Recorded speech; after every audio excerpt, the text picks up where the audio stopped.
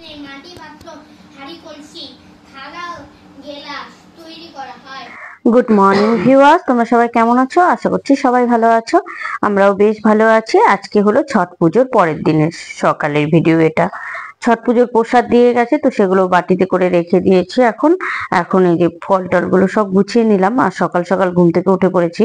আজকে বারটা কি বার ভুলে গেছি জানি না, আজকে মনে হয় সম্ভবত শুক্রবার হবে হয়তো। তো কাজকর্ম করছি, আর এই তো তোমাদের সাথে ভিডিওটা শেয়ার করছি। গুড্ডুকে সকালবেলা উঠেই যেটা কাজ, আগে প্রথমে গানে বসিয়েছিলাম, তো গান থেকে ওঠার পরে তারপরে আবার পড়তে বসিয়ে দিয়েছি। এবার পড়তে বসিয়ে দিয়ে তারপরে বাকি কাজগুলো করছি। তো সকালের খাওয়া দাওয়া মোটামুটি আমার কমপ্লিট হয়ে গেছে। সকালে করেছিলাম মাছ ভাজা আর বেগুন ভাজা আর আলু সেদ্ধ ভাত, এগুলোই সকালবেলা খেয়েছি। ব্রেকফাস্ট সারার পরে ভাবলাম যে দুপুরে রান্নাটাও করে নেই, যেহেতু আমরা তো একা একাই আছি, গুড্ডু আর আমি, তবুও তো রান্না করতে হবে, একা থাকি আর দোকাই থাকি, তাই না? তো সবজি টবজি গুলো কেটে বেছে নেবো এখন পরিষ্কার করে। আজকে করব মিষ্টি কুমড়োর ডগা পাতা দিয়ে একটা চচ্চড়ি করব, আর মাছের ঝোল করব। মাছ তো ভাজাই আছে, আর কিছুই করব না। আর হয়তো গুড্ডুর জন্য দুটো একটা পটল ভেজে দিতে পারে, আমার এমনিতেও পটল ভাজা খেতে একদমই ভালো লাগে না। তো চলো, এই আজকে দুপুরবেলা লাঞ্চের রেসিপি। আর কি আর বলবো বলো, শরীরটাও ভালো না, দুদিন ধরে যে দেখছো নাক বারবার টানছি। এক জ্বর ছিল কয়েকদিন ধরে। তো এই তো সবজি টবজি কেটে নেই, নিয়ে তারপরে রান্না বান্না হবে। আর তার ফাঁকে ফাঁকে এই যে সবজি বাজারে গেছিলাম কালকে, বাজারে গিয়ে যে কাঁচা লঙ্কা তারপরে আরো কিছু সবজি নিয়ে এসেছি, যেগুলো এখনো আমি কেটে বেছে পরিষ্কার করে রাখিনি গুছিয়ে। বললাম না, যে শরীর খারাপ হলে যা হয়, কোনো কাজ যেন করতে ইচ্ছে করছিল না। মাঝে মাঝে করছি, আবার সেই ফাঁকে ফাঁকে শুয়ে আছি, এইরকম। তো এই যে এগুলো এখন গুছিয়ে গাছিয়ে রাখি, কাঁচা লঙ্কার বোঁটাগুলো সব ছিঁড়ে টিড়ে সবকিছু গুছিয়ে রাখলাম, তাহলে লঙ্কাগুলো অনেক দিন থাকে। আর এখন তো হালকা হালকা ঠান্ডা পড়েছে, তাই ফ্রিজে সবজি রাখলেও বেশ অনেক দিন থাকছে। সবজিগুলো ধুয়ে নেই, এই ফাঁকে বাসনও আছে কিছু, ওগুলো সব পরিষ্কার করে নেব। তো সবজি ধোয়ার মধ্যে যে দেখবে লাউ শাক বা কুমড়ো শাক, এগুলো ভালো করে না ধুলে দেখবে যতই ভালো করে রান্না করো না কেন স্বাদ হয় না, মানে কিচকিচ করে, তখন আর খাওয়াই যায় না।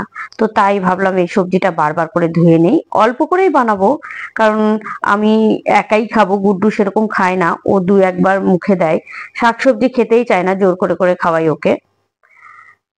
তোমাদের দাদা ভাই থাকলে ও একটু খায় আর আমি খাই, তো আমি বেশি পরিমাণে খাই এগুলো, আমার সবজি খেতে ভীষণ ভালো লাগে। অন্যান্য সবজি না ভালো লাগলেও লাউ কুমড়ো কুমড়ো শাক এগুলো ভীষণ ভালো লাগে আমার। তো চলো, চাল কুমড়ো, চলো এগুলো পটাপট করে ধুয়ে নেই, নিয়ে বাকি কাজগুলো সেরে নেই। রান্না করব তার আগে গুড্ডুকে হোমওয়ার্ক করতে দেব, মানে অনেক কিছু, এখন যেহেতু এক্সাম কাছেই চলে এসছে, তাই রিভিশন তো দেওয়াই হচ্ছে না, সময়ই পাচ্ছি না, জানো তো। সিলেবাস সবে শেষ হলো, এখন রিভিশন দেওয়াতে হবে। হাতে ঢেলে নিস কেন? ওরকম করে হাতে নিস কেন? গেল গেল, ফেলে দে ওটা। ফেলবো সবগুলো। হ্যাঁ, ফেলে দে।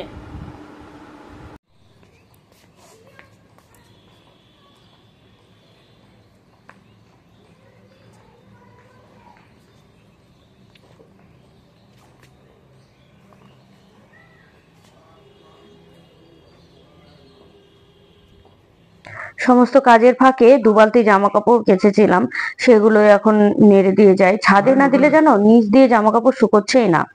আমার ঘরের সামনেটা, যেই ফাঁকটাতে তোমরা দেখলে যে রোদ্রু ওঠে হালকা হালকা, যেখানে আমি জামা কাপড় মেলে দিই, সেখানে কিন্তু জানো এই শীতকাল পড়া থেকেই, শুরু থেকেই শীতকাল চলে যাওয়া পর্যন্ত একটুও রোদ্রু পায় না। ওই একটা নাইটি একটা জামা নেড়ে দিলে দুদিন লেগে যায় শুকোতে, এইরকম।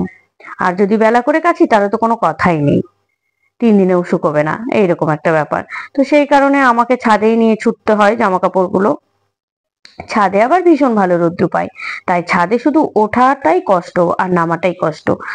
তাছাড়া যদি একটুখানি রোদ্রে এনে দিয়ে যায় না, তাহলে দেখবে ঘন্টা দেড়েকের মধ্যে সম্পূর্ণ একেবারে শুকিয়ে যায়, ফরফরে হয়ে যায়। তো সেই জন্য ছাদে আমি কষ্ট হলেও এনে দিয়ে যাই, কারণ বারবার ওই নাড়া ঘাটা করতে ভালো লাগে না জামা কাপড়। আর জামা কাপড় রোদ্রে শুকোলে দেখবে খুব ভালোও লাগে, তাই না? সেই জামা কাপড় পরতেও ভালো লাগে, আয়রন করে পরলে তো আর কোনো কথাই নেই। তো এই জন্য আমি ছাদে নিয়ে চলে এলাম। শরীর খারাপ হলে কি হবে, কাজ তো আর থেমে থাকবে না, কাজ চলতেই থাকবে অবিরাম, কাজের কোনো বিরাম নেই। তোমাদের দাদাভাই অবশ্য বলেছিল জামা কাপড় গুলো কাচতে হবে না, কিন্তু সে কি আর কাচবে এসে? আমাকেই তো কাচতে হবে। আজকে যদি না কাচি, জমিয়ে রেখে দিতে হবে, 3-4 দিন পরে তো আবার আমাকেই কাচতে হবে। তো ভাবলাম অল্প অল্প অল্প অল্প করে কেচে দিই, তাহলে আমি ফাঁকা হয়ে যাব। তো এই জন্য জামা কাপড়গুলো সব কেচে রোদ্রে দিতে এসে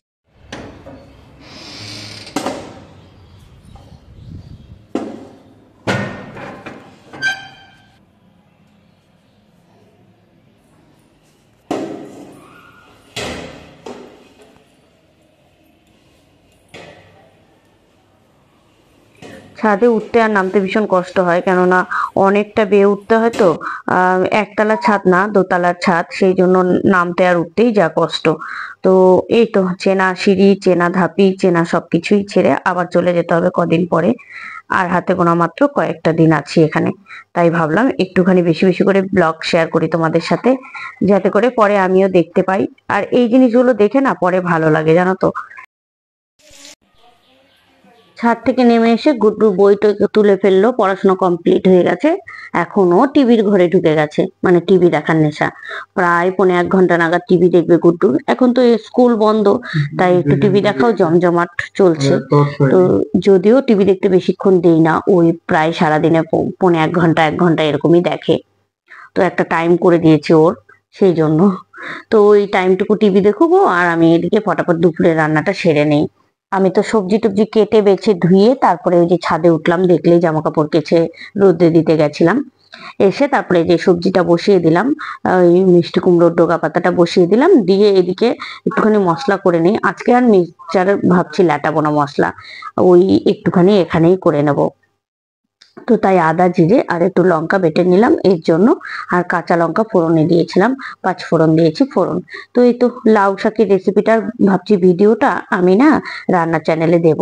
তো তাই কারণে ভিডিও শুট করছিলাম, ভাবলাম একটু ব্লগের জন্য ভিডিও শুট করি, ওই আরেক বলতে পারো। তো চলো এটা করে তারপরে মাছের ঝোলটা পটাপট করে, মাছের ঝোলের ভিডিও আর শেয়ার করিনি তোমাদের সঙ্গে, কারণ সবটা শেয়ার করা সম্ভব ছিল না। আর তার ফাঁকে আমি রান্না করতে করতে অবশ্যই একটু বাড়িতেও ফোন করে কথা বলি বাড়িতে, তারপরে আমার বন্ধু বান্ধব যারা থাকে তাদের সাথেও একটু করে ফাঁকে ফাঁকে কথা বলে নেই।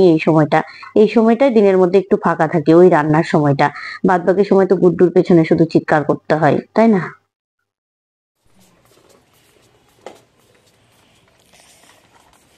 তোমাদের তো বললামই একটু আগে যে জামা কাপড় দিয়ে যাওয়ার প্রায় ঘন্টা দেড়েকের মধ্যেই সব কিছু শুকিয়ে যায়। তো আমি আবার ওই রান্না সেরে স্নান সেরে তাড়াতাড়ি করে চলে এলাম জামা কাপড়গুলো সব তুলতে, কারণ বেশিক্ষণ রোদ্রে রাখলে আবার সব জামা কাপড় একেবারে রোদ্রে জ্বলে যাবে রংটা। তো তার জন্যই আবার চলে এলাম, জামা কাপড়গুলো এখন তুলে নিয়ে যাব ছাদ থেকে। এই কাজ আর কি বলো, জামা কাপড় দেওয়া, তোলা, রান্না বান্না করা, পড়ানো গুড্ডুকে, এই করতে করতেই সারাদিন সময় কোন দিক দিয়ে পেরিয়ে যায় নিজেও টের পায় না। নিজের দিকে খেয়াল রাখার কথা সেটা তো ভাবিই না। আর এই যে ছাদে উঠলে না এখন বেশ ভালো লাগে, কারণ এখন তো হালকা হালকা ঠান্ডা। তবুও এবছর যেন ঠান্ডাটা পড়ছেই না, তাই না বলো? মানে গরমটাই শেষ হচ্ছে না। দাদা এদিকে আবার ছাদে দেখি অনেক গাছ লাগিয়ে দিয়েছে এই মুহূর্তে। এই দেখো এখানে ছোট ছোট কত গাছ, এগুলো অবশ্য কিছুদিন পরে ফুল সব বড় হয়ে ফুল ফুটবে। বেশি দিন লাগে না জানো তো, অল্প দিনের মধ্যে এগুলোতে ফুল ধরে যায় একটু বড় হয়ে। এবার অবশ্য এই গাছগুলোর আর ফুল দেখা হবে না, কারণ আমরা তো হাতে গোনা আর কয়েকদিন আছি। এই গাছ বড় হতে হতেই আমরা চলে যাব এখান থেকে। দেখো কতগুলো টব লাগিয়েছে, আরো নিচের দিকেও টব আছে দাদাদের। তো এই টবগুলো সব কিন্তু ছাদে থাকে না, এগুলো যখনই একটু ফুল পড়ন্ত হবে, মানে ফুল ধরন্ত হবে, তখন কিন্তু এগুলো নিচের দিকে নামিয়ে দেয়, ওই যে সামনের জায়গাটাতে ওইখানে।